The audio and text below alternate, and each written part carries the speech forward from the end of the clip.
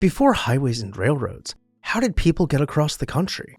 Hi everyone, Ken here. Welcome to this house.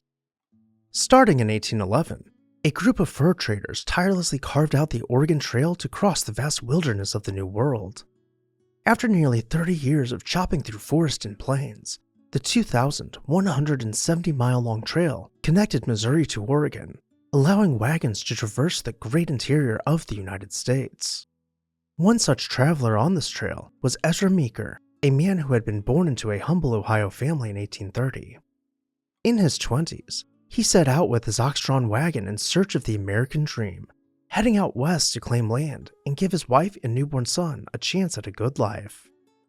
Nearly 10 years after beginning his journey, he and his growing family settled down in what is now Puyallaup, Washington. There he built a modest wood cabin and began growing hops. With the booming brewing industry now sweeping the nation, demand for hops was at an all-time high. Over the next decades, he put all of his effort into farming, constantly expanding his fields until finally he reaped his reward. By 1887, he had become one of the nation's largest suppliers of hops and earned himself the nickname, the Hop King of the World. But this title was not an empty one. He had amassed a fortune, the likes of which the region had never seen beyond the lumber barons and railroad tycoons of the day. With this money, he set out to build his dream house. He tore down his humble wood cabin and tasked his wife Eliza Jane with designing a mansion for their family to call home. She sat down with the architecture firm of Farrell and Darmer, drafting up her own plans so that they could make the house a reality. The resulting Italianate mansion rose 3 stories with enough rooms for all of their children.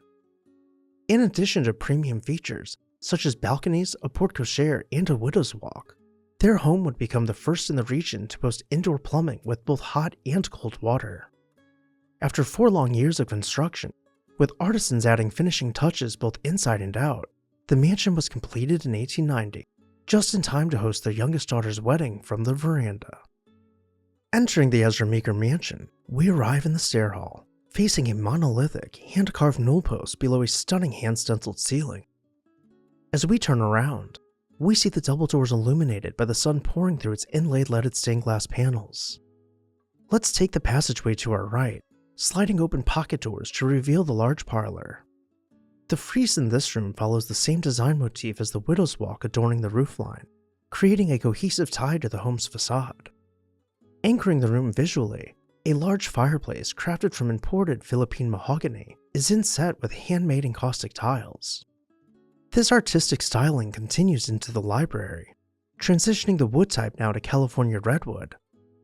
The ceiling, bordered by a key pattern, which we will see reiterated throughout the mansion's decor, suspends a gasolier from a plaster medallion.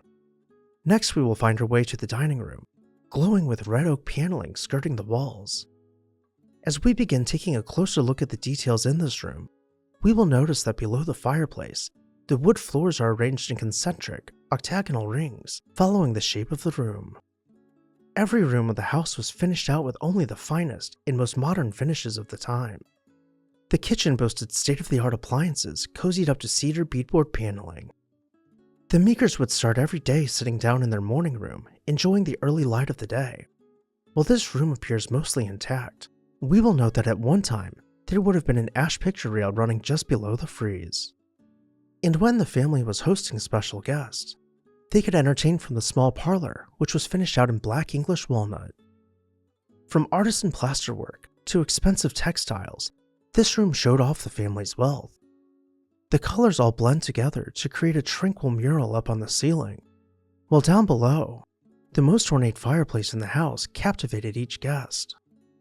Heading upstairs, we will make our way down the second-floor stair hall to begin exploring the bedrooms.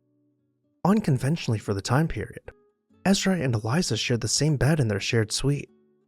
We can take a moment to appreciate the fine craftsmanship of their matching furniture, and as we head back out into the stair hall, we can pause to admire the woodworking on their fireplace. Next, we will find the balcony bedroom, aptly named for the Jefferson window which once opened onto the balcony. In keeping with the theme of different wood types in each room, the furniture here has been crafted from butternut, giving it a very welcoming and refined ambiance. While the third floor would have traditionally been used to house staff, There is no concrete record of it having been used that way, but rather as a billiard room and a playroom for their many children and grandchildren. As Ezra approached his 70s, he began to reflect on his adventures on the Oregon Trail. He worried that with new roads being constructed and railroads connecting each city, that the old way of crossing the country might soon be forgotten. All throughout his 70s, 80s, and 90s, he traversed the trail, putting up markers and clearing overgrown portions of it. Whether by walking or by wagon, he traveled coast to coast, speaking with presidents and making his case before Congress that the Oregon Trail should be commemorated before it was entirely reclaimed by nature. In 1925, he made his case before a Senate committee which agreed, in a roundabout way, to allocate funding to preserve the trail. By this point, he had met with and made his case to 3 different presidents over a nearly 30-year time span. During his final trip in 1928, at the age of 97, he enjoyed the trail, knowing that it would be preserved for future generations. While he was crossing the Oregon Trail in the dead of winter, he passed away.